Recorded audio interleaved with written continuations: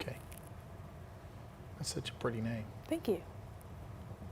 Here in East Texas, today's U.S. strike on Venezuela's capital is being felt far beyond Washington. Members of our local Venezuelan community are paying close attention with a mix of hope, questions, and concern about what comes next. Joining me now is Congressman Nathaniel Moran, who represents many of those families here in East Texas. Congressman, what was your first reaction when you learned this operation had taken place? Ayanna, you know, this was a necessary action to secure the national security interests of the United States. President Trump has been very clear with leaders around the world. He is not going to deal with totalitarian regimes that intend to do harm on the United States and deal with them passively. He's going to be active in those situations, and he did that. Maduro's been a bad guy for a long time, been involved in drug trafficking, has helped drug lords across the Western Hemisphere usher drugs into the United States, and has helped to kill hundreds of thousands of men and women in the United States. President Trump took active and decisive action to extract him, a lot like what President Bush did in 1989 with Manuel Noriega in Panama. Take him out of that country, bring him to the United States to face justice on charges that he's been indicted for. And are you concerned this could provoke retaliation against Americans abroad? No, I mean, even more to the point, it further secures United States citizens not only domestically but abroad, because it says to the rest of the world out there, don't mess with the United States. We're strong. Our strength has not waned. We are not going to be isolated by China and Russia. We're not going to be minimized. We're going to make sure that our people here in the United States remain safe and secure and our country remains sovereign. But to do that, you have to show strength. Listen, we're not at war with Venezuela. We did not attack the country of Venezuela. We simply extracted a dictator that was not elected. He's illegitimately in power. He lost the election in 2024, but he would not give up power. He's been helping drug traffickers in the Western Hemisphere. We're going to bring him to justice in the court here in the United States. We're going to do that just like we did Manuel Noriega in the 1990s and the early 1990s. We're going to do that through the rule of law. We're enforcing the rule of law. Now listen, if military troops stay and we stay in Venezuela for a time, certainly Congress needs to be part of that decision. We need to invoke the War Powers Resolution Act of 1973. Congress needs to authorize the use of military forces if the military forces remain in Venezuela. But this activity last night, certainly within the inherent powers of the President of the United States under the Constitution to do.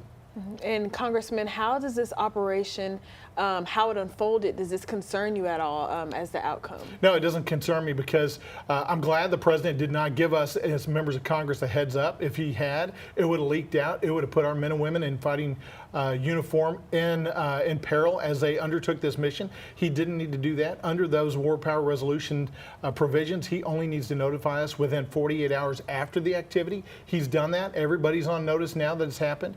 If those troops remain in Venezuela for 60 days or more, then certainly we have to authorize the use of those military forces, and that is an Article I power under the Constitution that we have as a legislative branch, and I certainly hope the president will work with us to do that.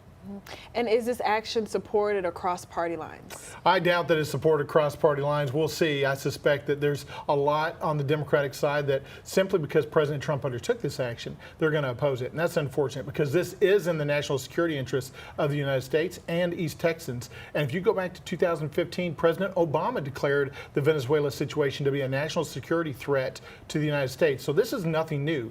And nobody's recognized the legitimacy of President Maduro, not even President Trump the first term or President Biden during his term or across the world. Nobody's recognized him except for those other totalitarian regimes that are using him like China and Russia. And so this is going to restore democracy in that region, restore stability in the Western Hemisphere, and restore security for the United States. And what safeguards are in place to prevent escalation? Well, the safeguard is, again, if there is going to be the further use of military forces, their extended use, then the president needs to come to Congress to ask for authority to do that. That's under the War Powers Resolution Act of 1973. I firmly believe that Article I branch of government has a role in this, and I anticipate that we'll be briefed when we get back to Washington, D.C. immediately this next week. And many Venezuelans here in East Texas are celebrating today, saying this brings hope after years of repression. How do you view their reaction? Yeah, we fully support that because we want freedom across the world. We want freedom for people to choose their own path. In 2024, the Venezuelan people elected a different person to be the president of Venezuela.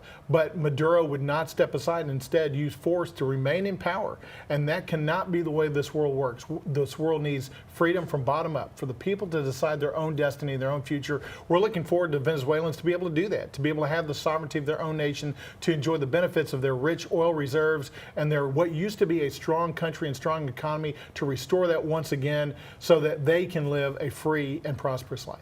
All right, Congressman Nathaniel Moran, thank you for joining us in studio today. Thank you.